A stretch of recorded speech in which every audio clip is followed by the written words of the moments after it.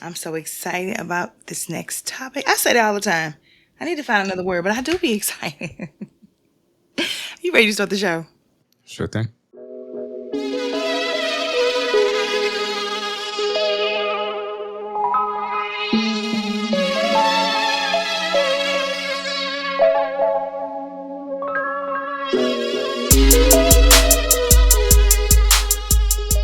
Hey everyone, and welcome back to One Man and One Woman, the podcast. I am one half of your co-hosts, Tara Michelle.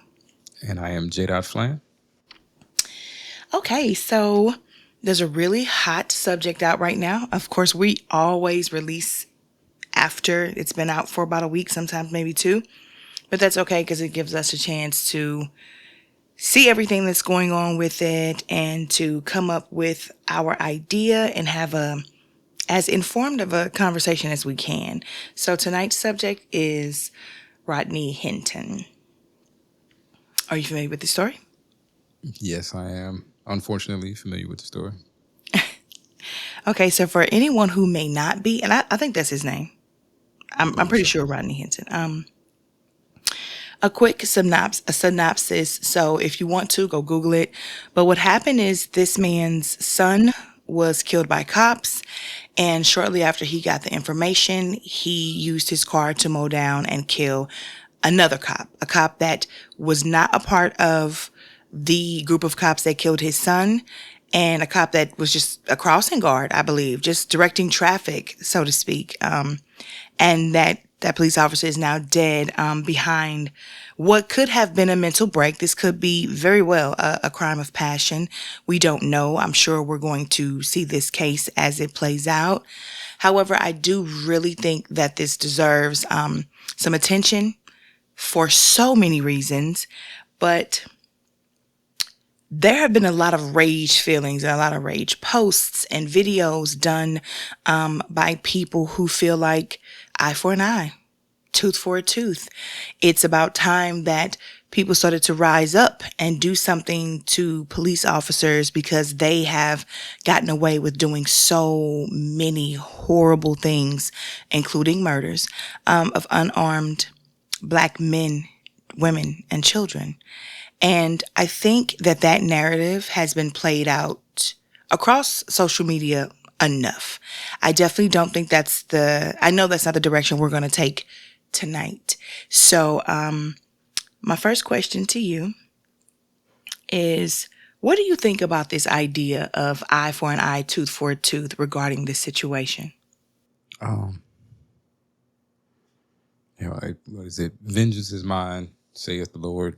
I don't think you adopt your enemy's tactics to try to defeat them. You don't become what you despise. If your problem with police was that they're murdering innocent people, I don't think you solved that by now.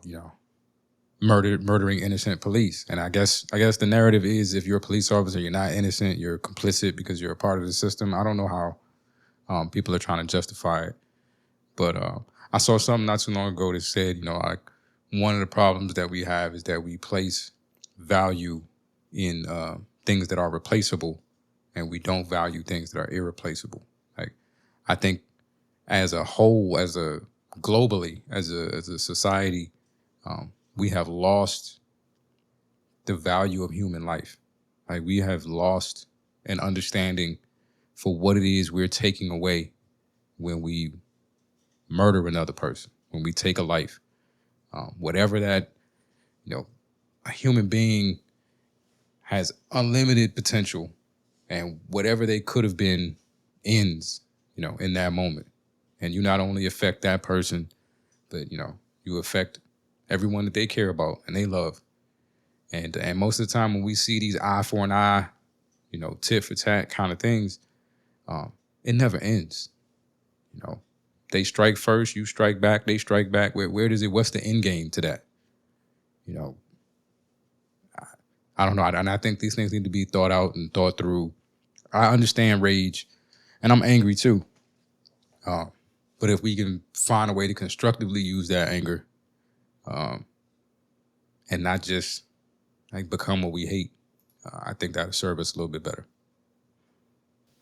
I think that some of these people may feel like the Americans, black people specifically, have been hurt and their families destroyed and lives unnecessarily taken by the cops. We've been dealing with this as a people, as a community, and certain people have been touched by this very directly because it was their loved ones that were taken, and their frame of mind is maybe the police need to start feeling what that's like, and that is how they're justifying killing any random cop that had absolutely nothing to do with something and still calling that eye for an eye.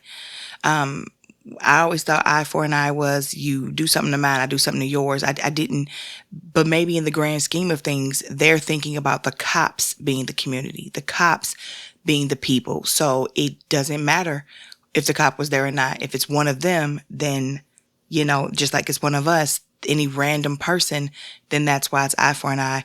I agree with everything that you just said. And I do think that we enter into some dangerous territory when we aren't unified as a people. So when you want to pick a war, I don't think it should be based on murder, even though we see our country and other countries do that often. You don't want to become what you hate.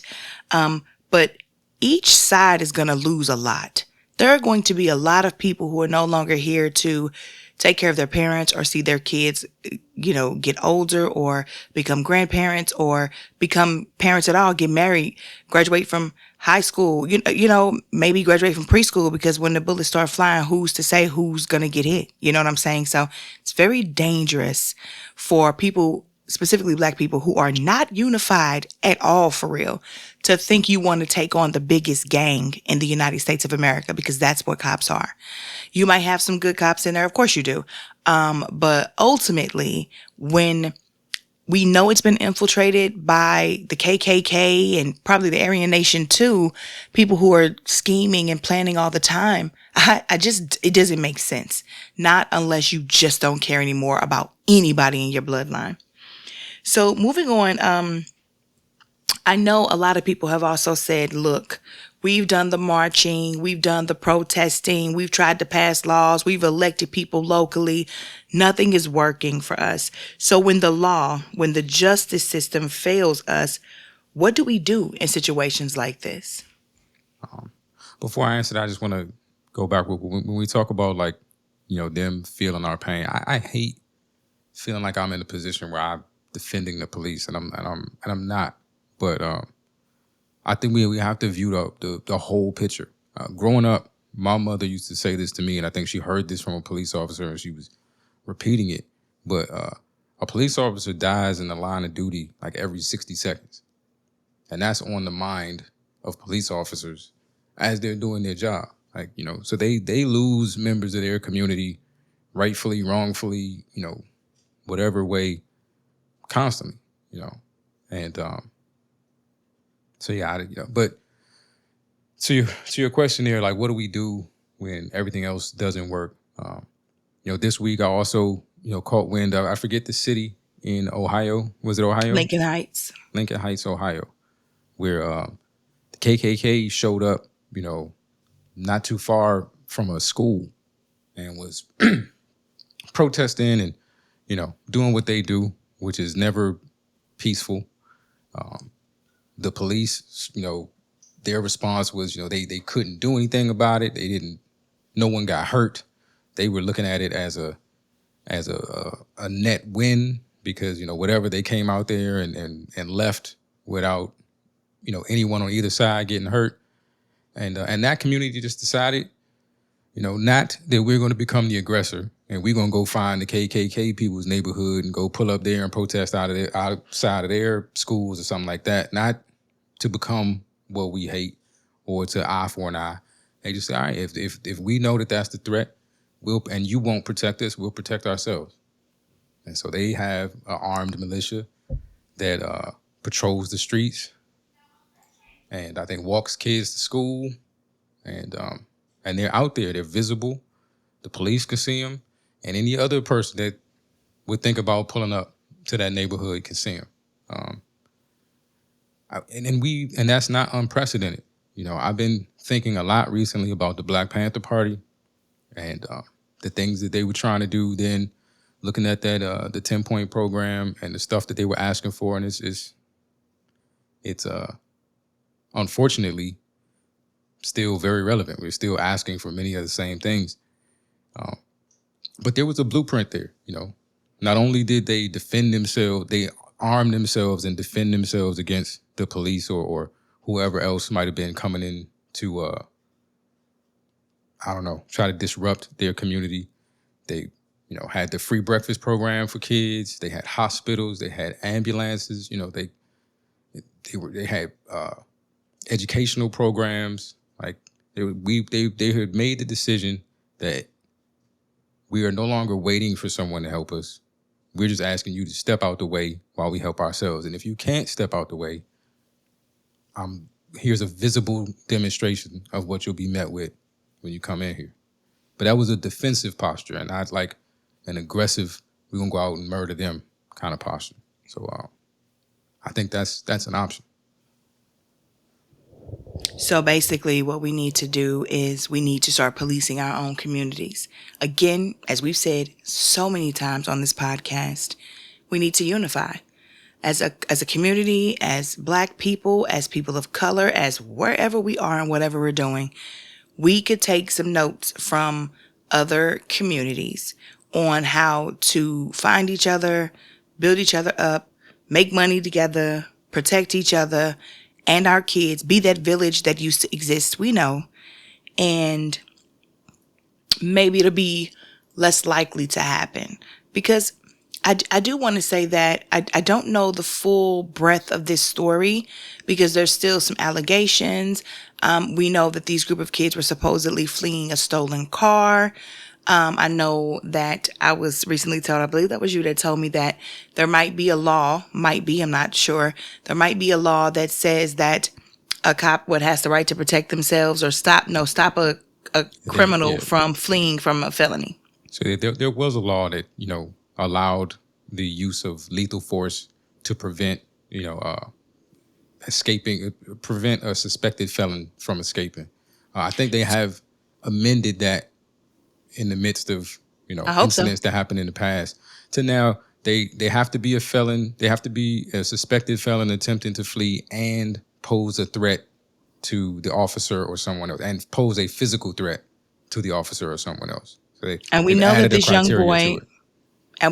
young boy who was shot in the back of the head. So he couldn't have been a physical threat running at them or even looking at them when he was murdered. And this was murder. Let's not be confused.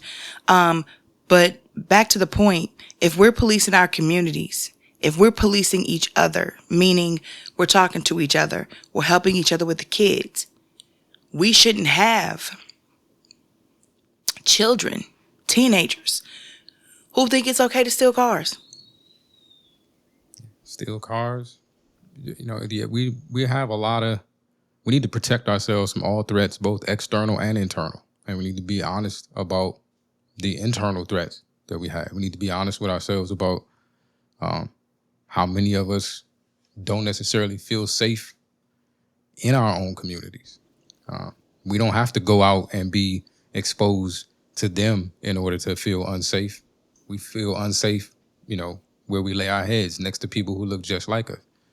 And these are concerns because, like TM said, they fear unity.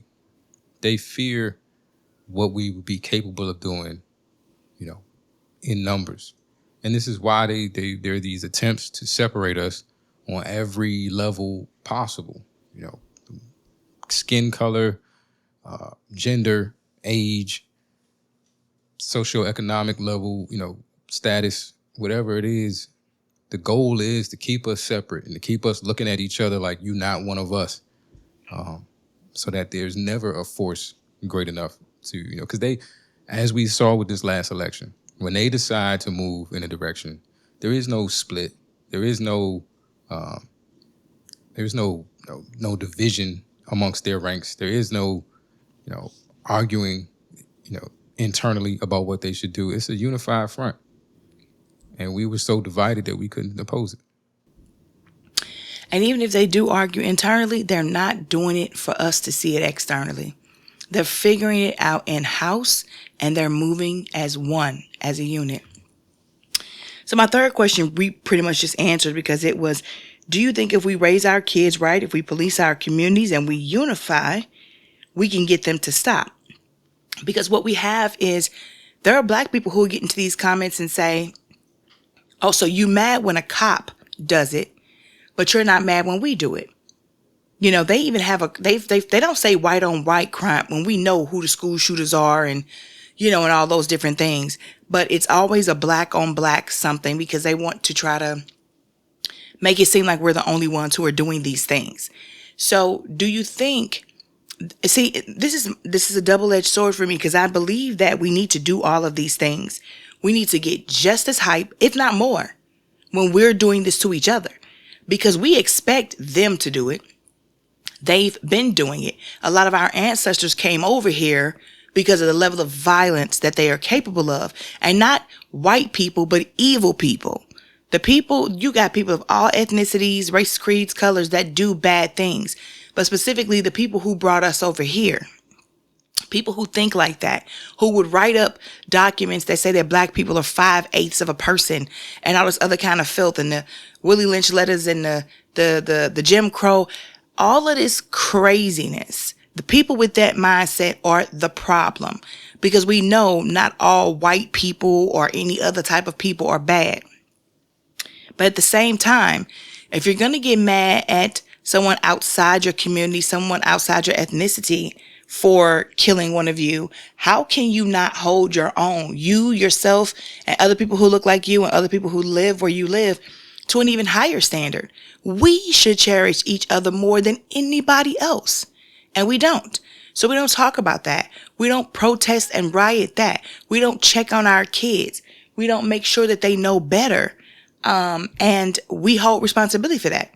Parents, you know you're not raising your kids. You know when you're scared of your kids. You know, dads, you know when you disappear on that kid and you're not there to support him. We got to do it all ways. We can't just be mad when somebody else is doing the same thing we're doing.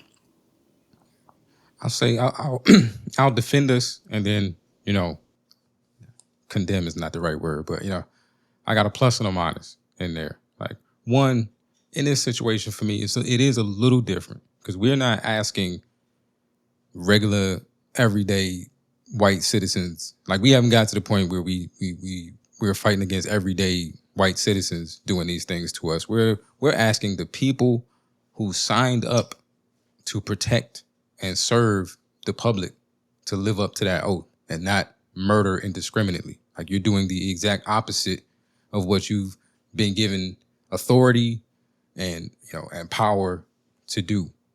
So I look at it a little differently. But then at the same time, not only do we not show the same mass outrage, because there is outrage with, you know, what happens in our communities with, you know, the murders and everything that's going on. There is outrage there, but we don't see necessarily the same mass outrage and you know, these calls to action for the internal things. But not only do we not express that outrage, but we celebrate and we champion the murderers.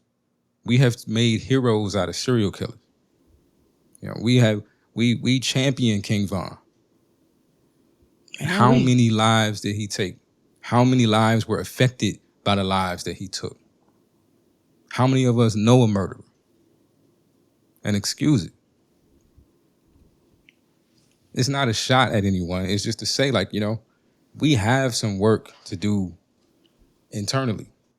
We you know, if we value Black life, then we need to value Black life at all times, not just when it's taken by a police officer. But I say the difference in this is, these are not just regular citizens. These are not just your neighbors or the white dude who live across the street or something. These are people who signed up, took an oath, put their hand across their chest, said some words, and pledged to serve and protect.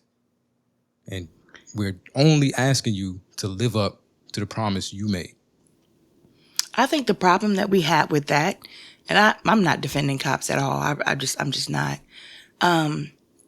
But in speaking just the simple truth, if you look at a movie like American Skin, there was an amazing scene in there where the cop admitted to being terrified and to being trained to kill, to fear a black person when you see him like they're some kind of wild animal who, can't be tamed or something. It was a video a long time ago. I can't remember which one of the unarmed black men it was. But the man in the helicopter was like, look at him. He looks like a bad guy. Why would that? You don't, he's just walking down the middle of the street. Yes, he was like 6 foot something and probably 350 pounds easy.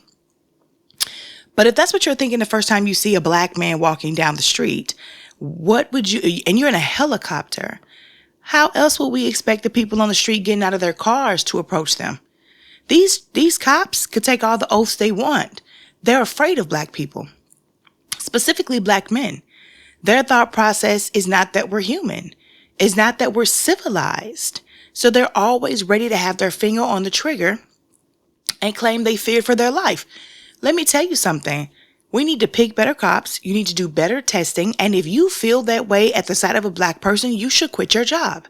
Find something else to do because you're not a safe person to give a gun and a badge to.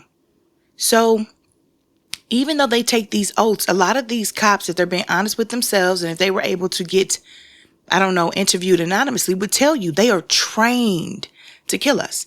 They are trained to fear us when they see us, to think that they're absolutely not going to go home if they talk to us, if they are within 10 feet of us. So they're coming out hostile. They're coming out a nervous wreck, full of anxiety and all kind of foolishness.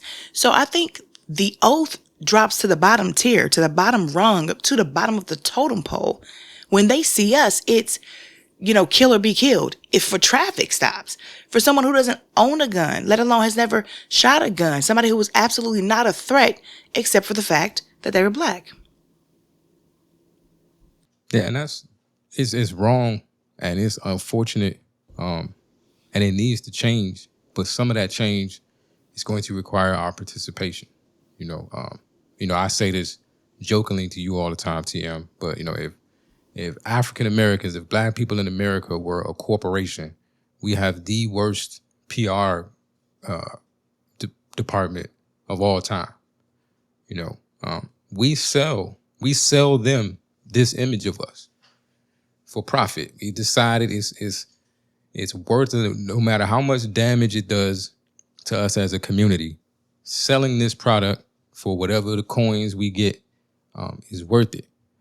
We participate in this. I've had arguments with other black people about how with 9 out of 10 black people are street adjacent. They either in it or they right next to it, involved in it, seen it, worked it, and I think the number is probably higher than 50, but I think 90% is crazy. And then if we're delivering that message, if we as members of the community are saying to other people that 9 out of 10 of us are, involved in crime or directly related to criminal activity, then how do we expect people to police us differently?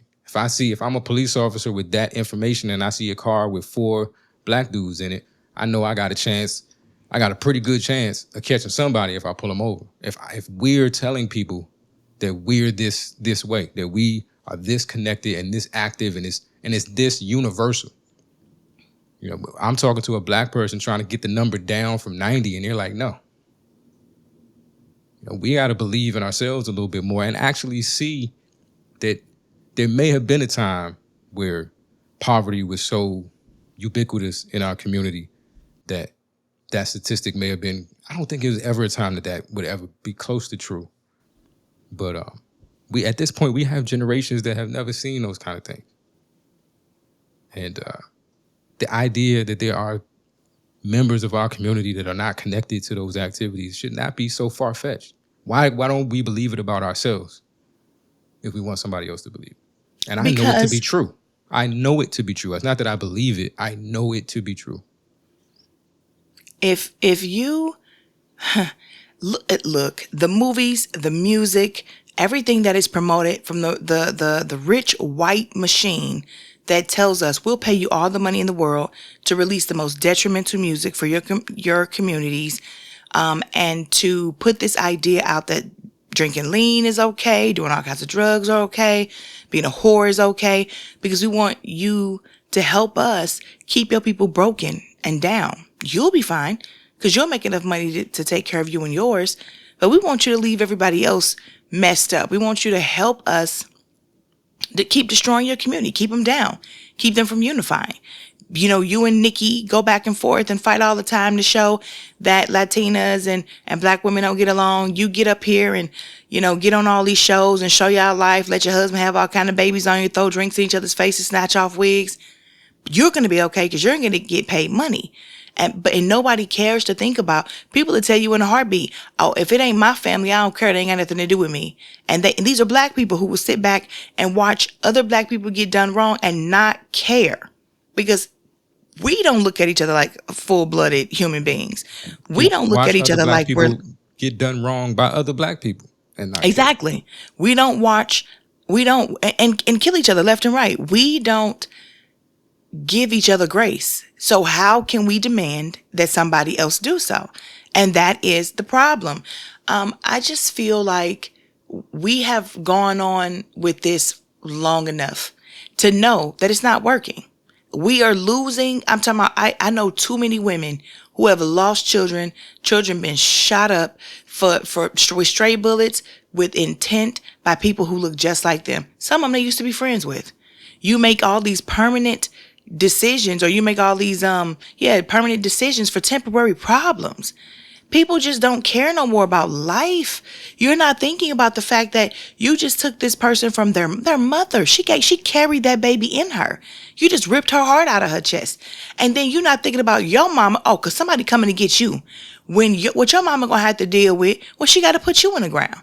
Like what in the, it's crazy. But we stand back and want other people to respect us. And I'll say this, I know it's really convoluted and you can definitely come back at me with this, but just what if the people who think this way about, like, happy that their city is the #1 murder capital, or, you know, happy with those negative numbers because they think that shows strength. That's something to be proud of. It is the worst type of thing to be proud of, but you're thinking, at least we're getting recognized for something. You know how they say sometimes with kids, all attention is good attention? Like when they are so thirsty and deprived of attention because they have terrible parents, then even getting in trouble and getting yelled at becomes something, because at least you're talking to me. At least you're looking at me. At least you recognize that I actually exist. So I'll take whatever I can get. Maybe that's what it is. That is something that they can hold on, and they think they King Kong because they can kill people. Really sick and twisted, but it's better than nothing to them. And maybe they're thinking, you know, I want to be like those New York and those other, what do you call the projects that are still around where the cops are scared to enter into them? Why? Because we run it. We got all the guns, we got all the drugs, and they know better. Because in every other aspect of life, when it comes to cops or it comes to politicians, it comes to their schools losing accreditation, their jobs closing down and moving here, there, and everywhere. They can't make a living. They can't get a real good education. They're thinking, at least we have this. And how sad is that if that's the way that they're thinking? It is sad. And I think some of it is also, if you're going to believe this about me, no matter what I do, then fuck it, I might as well be it. And do it to death, you know. But Literally. But we had situations. The police weren't chomping at the bit to go into them Black Panther neighborhoods. They were scared to go in there too. You can create situations where you're defending yourself from a threat, and you have a defensive posture that's strong enough to deter that kind of movement, and it's not negative. It doesn't have to be because it's a war zone where you at. It's a no-fly zone. I mean, we got all the terminology. It's a no-fly zone over here. You can't, we got it. We got it. We'll take care of ourselves. We'll police ourselves. We'll heal our sick. We'll feed our children. We'll educate our people. Just stay out. We can create that same situation that we're talking about, but it doesn't have to be some notorious thing that's not for the betterment of us all. Like this stuff is, we've been living in a culture that's very detrimental to us as a people for a long time, and we've just accepted it. And I forget the movie. I want to say it's called it's not Pardon the Interruption, but Excuse Me for Bothering, something like Sorry to Bother You or something like that. It was a Boots Riley film. But one of the lines in there is like, if you give people a problem with no solution for long enough, they just get used to it. And Yes, I think that we is might so have true. just gotten used to some of this, but this is not us. And this is not what we've always been. Like, we don't have to dig into ancient history to find a time where we were striving or trying to do something different. We don't have to dig very far to find a time when we were willing, the way some of these young dudes is willing to die, we had young men that were willing to die for their people. Yeah, absolutely. For a Like, cause, for a for cause. the It's not right ancient history. thing. Yes. And Yes, stop yes, letting them yes. fool you, because every time they show a civil rights picture, it's in black and white. It wasn't that long ago. It was color photography back then. They gaming us. They gaming us. It's fucked up. So my last question on this subject, do you think, and this was just the first thing I've been going through it for the past couple of days. Guys, I have been pouring, my efforts more into trying to, read more stories and find leaders. You guys know I'm obsessed with Ibrahim Traore over there in Burkina Faso. But sometimes the algorithm can really hit home. And when you're listening to too many stories about murder, murder, murder, death, death, death, kill, kill, kill, and it's so sad and it's so dark, it can become overwhelming. And I've been sitting back the past couple of days just thinking to myself, like, where's the good? And Flan has definitely been sending me reels of very beautiful, very positive things and great music, to just try to clear my mind from it all. Because sometimes you can start to lose hope, or you can feel hopeless because you're just like, I don't even begin to know where to start. Who are the leaders? Who's trying to do it? Because they also put that fear in us, because every time we have a great leader, they off them. So if you're sitting back thinking you have a fire in you and a spirit in you, to a peaceful spirit that wants to come out and get some good done, though, now you got to think, but dang, will I even get a chance before they come aim? And who else will be in the line of fire because of me? I've always said, I think if you want to be a leader, you probably shouldn't have children or a wife or a girlfriend or anybody else they can use against you. You know what I'm saying? Because that's what they're going to do to get you to do what they want you to do. It happens to politicians all the time. So my thought process was, won't us unifying put us in more danger? And we can go back to all the different type of Black Wall Street instances where we built up communities, we thrived, we loved on one another, and we had everything going, and we were successfully by ourselves doing it all. And they came and they bombed us on U.S. soil. And they come and they, create redlining, and they just do everything in the world to keep us down. So we say, let's unify, let's police our communities, let's start taking care of our own. But then when you do that, they still come knocking at your door. I mean, I think a few things have to happen simultaneously. If we're doing this whole, we support ourselves, we're loving on us and we're taking care of us. We need to do the other thing that we've been talking about for a long time, the economic power. Keep that the same way we're in-house policing ourselves. We keep that dollar in-house. We keep our product, our culture in-house. I don't believe they bomb us, because there's if you look at this strictly from an economic point of view, there's not enough of them to support the GDP. They need us just for basic economics. We have leverage in this situation, but it is going to require unity to use this leverage. It's going to require, it was one of the takeaways I took from Sinners, and I hope I'm not spoiling it for nobody, but the evil people in that movie, they led with a handful of gold coins. They led with we got money, we will pay you. All money ain't good money. Kendrick Lamar got the song, like, let's not just, Kendrick Lamar didn't start saying dope shit when They Not Like Us. Like, how much a dollar costs is a beautiful song. Like, not all money is good money. Not every dollar is worth the price that you have to pay to get it. And so there may be some sacrifices to be. You might not be able to be a millionaire as a rapper. Maybe you'll be 100,000 there, or you'll be making what a plumber makes. Who knows? But that's a living. Like, we got to start separating this idea of the only way for me to make a living is to do these crazy. Like, there's other ways to make a living. You might not have all of the luxury and all of the other stuff that, we compete with each other on, but that's not making a living. That's a step above that. We can support each other and keep dollars in-house and live comfortably and well without having to be exploited, without allowing ourselves to be exploited and giving up our leverage. If we want something to change, we're going to have to refuse the coins. I will say two things, because we're at 36 whatever minutes.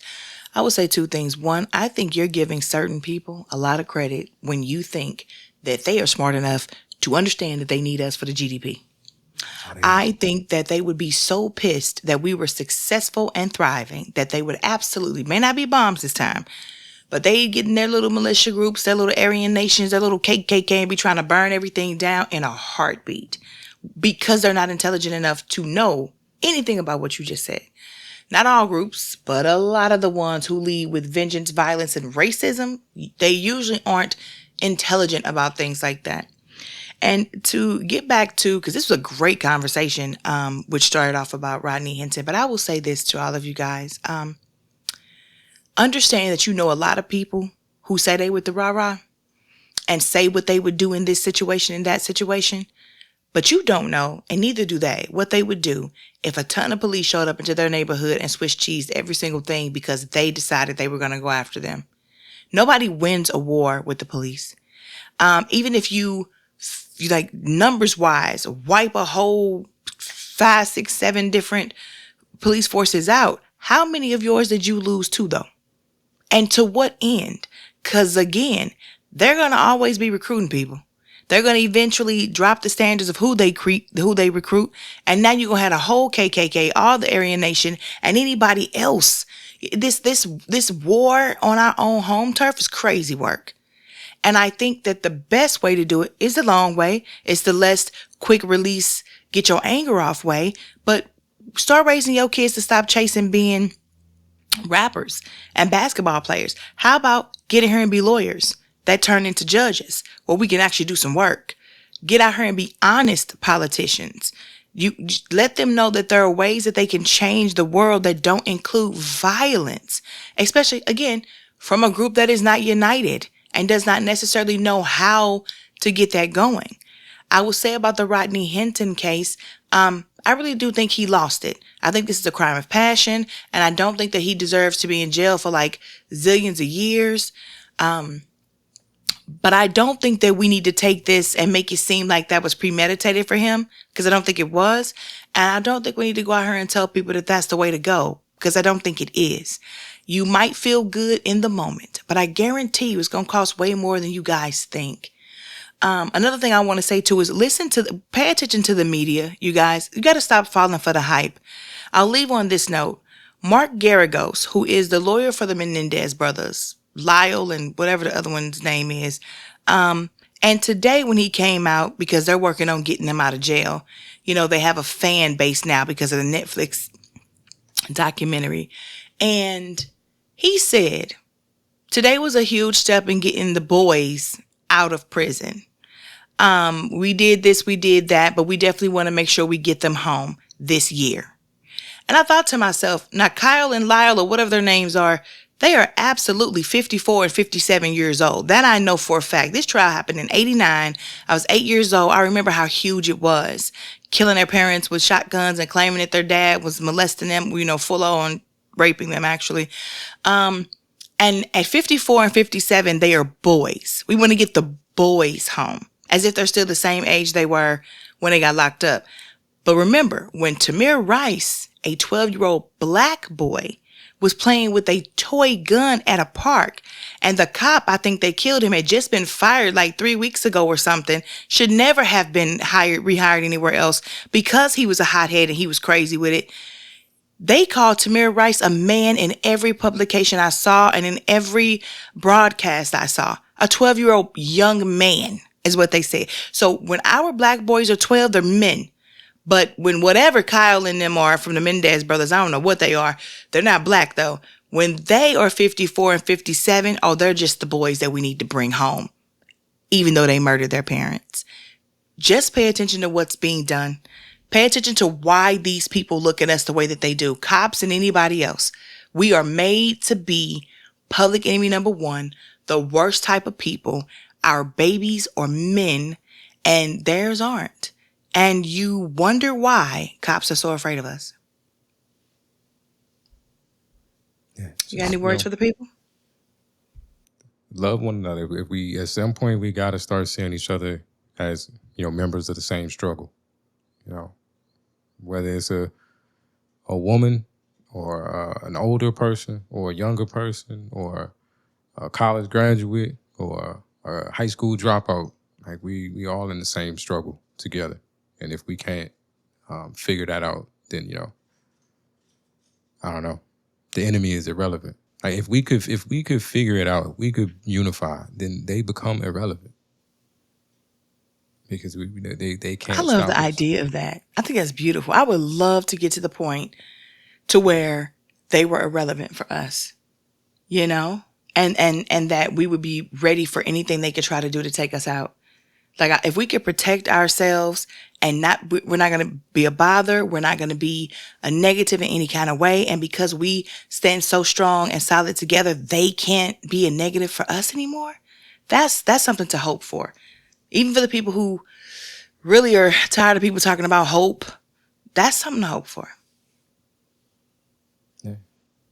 Okay, everyone. Whatever it is we want, we gotta do something to get it. Yes, we have to do something to get it because nobody's coming to give us anything. That is one thing that we have seen. We have been over here for so long asking for reparations, asking for someone to do something right by us. We get every excuse under the sun. But we've seen other groups. We've seen people of the Jewish religion get, reparations. We've seen Asian people get reparations. But for antebellum slavery, for hundreds of years, and we want to remove all of that from the history books, but we can keep everybody else's this, that, and the third that happened to them. But we can't talk about our stuff. We can't be taken care of or even apologize to for what happened to us. But, and we're supposed to stand here and somehow just figure it out. This is a very racist country and it's a very cruel world when it comes to black people. We got to be honest with that. And we have to know no one is coming to save us. They don't care enough. They just don't. And the ones that do have, very little power in doing so because nobody's listening to them either. So yes, we definitely have to be ready to do for ourselves. Hey, fuck 'em. Well, as usual, guys, like I always say, until you hear us next week, be good to yourself and be kind to others. Holla. Holla.